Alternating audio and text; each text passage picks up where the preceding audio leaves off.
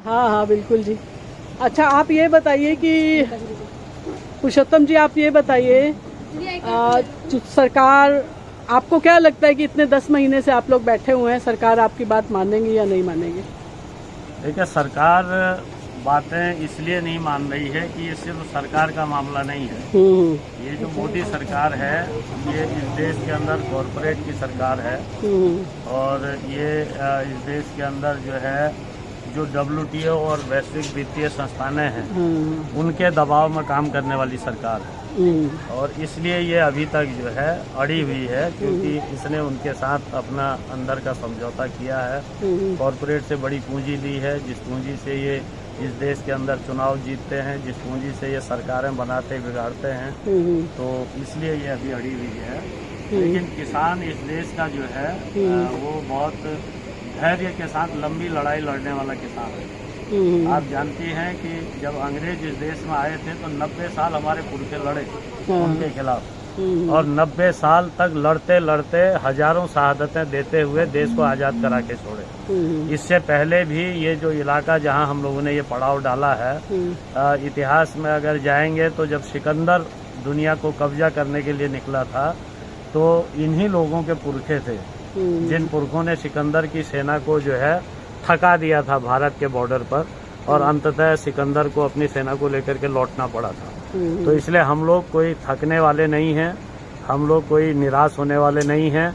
हम जानते हैं कि हम एक बड़ी लड़ाई लड़ रहे हैं। इस देश को दोबारा से जो गुलाम बनाने की साजिशें हैं, इस देश में दोबारा से जो कंपनियों का राज लाने की कोशिशें हैं, हमारे अन्न के भंडारण को, हमारी खेती को जो कॉरपोरेट के कब्जे में देने की कोशिशें हैं, 135 करोड़ के देश की खाद्य सुरक्षा को हम खतरे में नहीं डाल सकते हैं। इसलिए हम जब तक जीतेंगे नहीं तब तक इस लड़ाई को जारी रखेंगे। शुक्रिया आपका।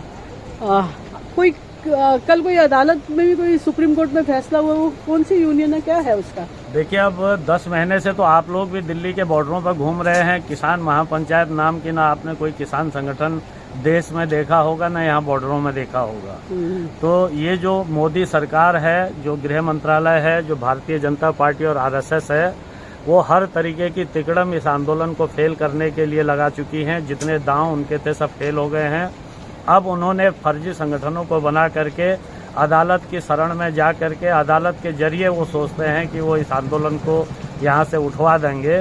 तो ये उनकी गलतफहमी है। हम अदालत नहीं गए हैं, न हम अदालत जाएंगे। संयुक्त किसान मोर्चे का सीधा मानना है और पहले से घोषणा है कि हम इन कानूनों की वापसी के सवाल को लेकर के कभी भी अदालत की शरण में नहीं जाएंगे, इसलिए कि अदालत कानूनों को न बना सकती है न खत्म कर सकती है।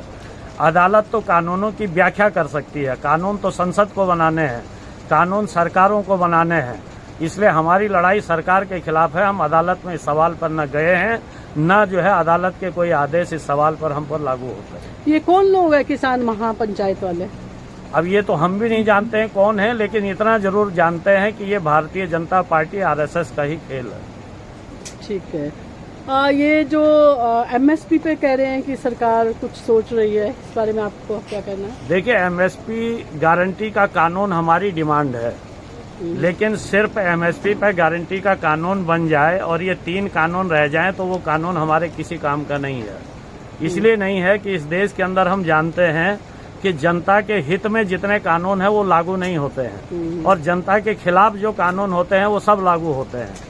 तो और दूसरी बात यह है कि ये 3 कानून अगर रह गए तो इन 3 कानूनों के रहते खेती हमारी नहीं होगी, अन्न का भंडारण हमारे हाथ में नहीं होगा। MSP अगर मिलेगी भी तो फिर किसको मिलेगी? जिसके हाथ में खेती होगी, कॉरपोरेट के हाथ में। तो इसलिए ये हमारे लिए इन 3 कानूनों का खात्मा, इन 3 कानूनों को वापस लेना पहली शर्त है, और उसके बाद MSP गारंटी कानून, ये हमारी डिमांड है। अकेले MSP गारंटी कानून बना करके सरकार सोचे कि ये आंदोलन उठ जाएगा तो सरकार को इस गलत फहमी में रहने की जरूरत नहीं है। इसमें सबसे ज्यादा जो किसान नया कृषि कानून है जो, उसमें सबसे ज्यादा खतरनाक या पॉइंट किसको आप मानते हैं? तीनों ही कानून। एक, कॉन्ट्रैक्ट खेती के नाम से हमारी जमीनों को कॉरपोरेट के कब्जे में दे देता है। दूसरा, वो प्राइवेट मंडियों का जो है प्रावधान करके वो हमारे पूरे मंडी सिस्टम को, सरकारी मंडी सिस्टम को खत्म कर रहा है, सरकारी खरीद के सिस्टम को खत्म कर रहा है और सरकारी भंडारण के सिस्टम को खत्म कर रहा है, जिससे आने वाले समय में 80 करोड़ गरीबों को जो पीडीएस सिस्टम के जरिए खाद्यान्न मिलता है वो मिलना बंद हो जाएगा। और तीसरा, आवश्यक वस्तु अधिनियम को खत्म करके ये कॉरपोरेट को, बड़ी पूंजी के मालिकों को असीमित अन्न का भंडार करने का, खाद्यान्न का भंडार करने का अधिकार दे रहे हैं, जिसके चलते वो एक कृत्रिम अभाव जो है यहाँ अन्न का, खाद्यान्न का पैदा करेंगे और मनमानी कीमतों पर जो है उसको बेचेंगे। तो इसलिए हम किसान अच्छी तरीके से जानते हैं कि जब कंपनियों का एकाधिकार किसी चीज़ पर हो जाता है, आज हमको शिमला मिर्च का बीज 1.5 लाख रुपया किलो खरीदना पड़ रहा है। हम बाजार में जाते हैं, आप लोगों को ज़रा देख करके आइए, एक अच्छी क्वालिटी का शिमला मिर्च का बीज आप खरीदने जाएंगे तो 1500 रुपये का 10 ग्राम का पैकेट आता है। अब 10 ग्राम का पैकेट अगर अच्छी क्वालिटी का शिमला मिर्च का बीज 1500 का आता है तो किलो कितना हो गया? 1.5 लाख रुपये किलो। हम जब टमाटर और गोभी का बीज खरीदने जाते हैं तो अच्छी क्वालिटी का टमाटर और गोभी का बीज हमको 10 ग्राम का पैकेट 250 से लेकर के 800 रुपये का मिलता है। यानी कि हमको 2500 रुपये, 25,000 रुपये से लेकर के और 80,000 रुपये किलो तक ये हमको टमाटर और गोभी का बीज बेच रहे हैं, जो हमको बाजार में भाव नहीं मिलने से सड़क पर फेंकना पड़ता है। तो जब कंपनियों का एकाधिकार ये इसलिए है कि हमारे भारत के बीज बाजार के 75% हिस्से पर 2 अमेरिकी कंपनियों का कब्जा है, उनका एकाधिकार है। तो ये जब कंपनियों का एकाधिकार किसी चीज़ पर हो जाता है तो आम जनता के हाथ से वो चीज़ें निकल जाती हैं। हमारी घाटे की खेती इसीलिए हो रही है कि बीज बाजार पर, खाद के बाजार पर, कीटनाशकों के बाजार पर इन बड़ी कंपनियों का कब्जा है, इनका एकाधिकार है और ये मन मर्जी की कीमतों पर उसको हमको बेच रहे हैं और हमारी खेती को घाटे में दे रहे हैं। तो ये इसलिए हम जो है अब अपने अन्न के बाजार को, अपनी खेती को इन कंपनियों के कब्जे में नहीं जाने देंगे, इनका एक अधिकार इस पर नहीं होने देंगे। उसके लिए चाहे जितनी कुर्बानियाँ देनी पड़े, चाहे जितने साल हमको लड़ना पड़े, हम लड़ेंगे, कुर्बानियाँ देंगे, लेकिन हम देश को फिर से दोबारा गुलाम नहीं होने देंगे। सरकार कह रही है किसी कानून तो आपके फायदे के लिए बनाए हैं, किसानों को आमदनी बढ़ जाएगी, उनकी फसल खरीदी जाएगी, अच्छे रेट होंगे, ज़मीनों के अच्छे दाम हो जाएंगे वगैरह वगैरह। नहीं तो सरकार बताए, पर ज़मीनों के अच्छे दाम, हमको ज़मीन देनी नहीं है, हमको अच्छे दामों का क्या करना है। ये जो है हमको ज़मीन देनी ही नहीं है और सरकार कह रही है कि उसको जो है अच्छा रेट मिलेगा किसान को। तो सरकार बता दे कि जब से ये सरकार आई है तब से हमारे उत्पादों की कीमत बाजार में गिरी ही है। ये तो एमएसपी पर खरीद कितनी होती है? 10% भी नहीं होती है पूरी। बाकी जो 90% हमारी फसलें हैं वो तो बिना एमएसपी के बिकती हैं। तो उसका रेट देख लीजिए आज क्या है। आज खुद जो है केंद्र सरकार, आप देख लीजिए, पूरे देश भर के अंदर सर्वे करा ले, बाजरा जो है बिक रहा है हमारा 600-700 रुपये क्विंटल पर, गेहूँ हमारा बिक रहा है 1300-1400 रुपये क्विंटल पर, धान हमारा बिक रहा है 900 रुपये से लेकर के 1200 रुपये क्विंटल पर। पूरी लूट जो है देश के अंदर किसानों की हो रही है।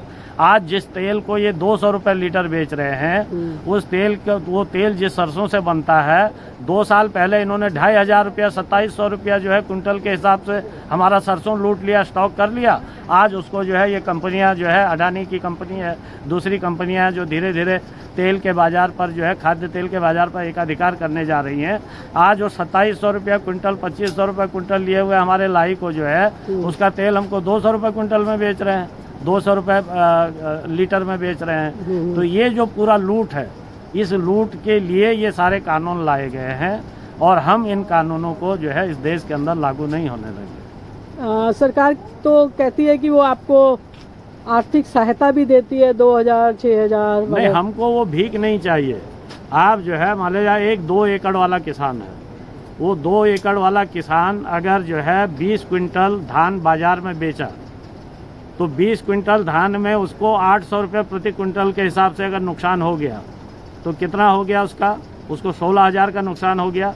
6,000 रुपया आपने साल में उसको दे दिया, तो 6,000 रुपया आप साल में दे रहे हैं और 2,000 करीब जो है आप उसको 16,000 का नुकसान कर रहे हैं, तो 10,000 रुपया तो नुकसान में गया। वो हमको भीख नहीं चाहिए, आप हमको जो है हमारे उत्पादों का उचित कीमत दे दो, हमारी लागत और लागत के साथ हमारा मेहनताना, ये जो है हमको दे दो। एमएसपी जो है, जो स्वामीनाथन आयोग की सिफारिशें हैं, C2+ 50% के साथ जो है आप हमको MSP का गारंटी कानून दे दो, हमको आपका 2000 रुपया 3 महीने का नहीं चाहिए, 4 महीने का। सरकार फसल बीमा बहुत जोर शोर से चला रही है, प्रधानमंत्री फसल बीमा कहते हैं कि किसानों की जो भी फसल नष्ट होगी या बीमा होगा तो उसका पैसा देंगे हम। आप इस पे क्या कहते हैं? ये फसल बीमा किसानों की लूट का एक नया तरीका है। इस सरकार ने जब फसल बीमा की स्कीम को ये लेकर के आए हैं तो इन्होंने जो हमारी सरकारी बीमा कंपनियां हैं उनको उस लिस्ट से बाहर कर दिया। सरकारी बीमा कंपनियां जो है वो फसल बीमा नहीं करती हैं। इस सरकार ने प्रावधान कर दिया कि प्राइवेट बीमा कंपनियां जो हैं वो बीमा करेंगी। कौन कौन सी कंपनियां अभी जो बीमा कर रही हैं? प्राइवेट सारी जितनी बीमा कंपनियां हैं सब बड़ी बड़ी वो सब जो है इस क्षेत्र में आई हैं और वो किसानों को लूट रही हैं बीमे के नाम पर।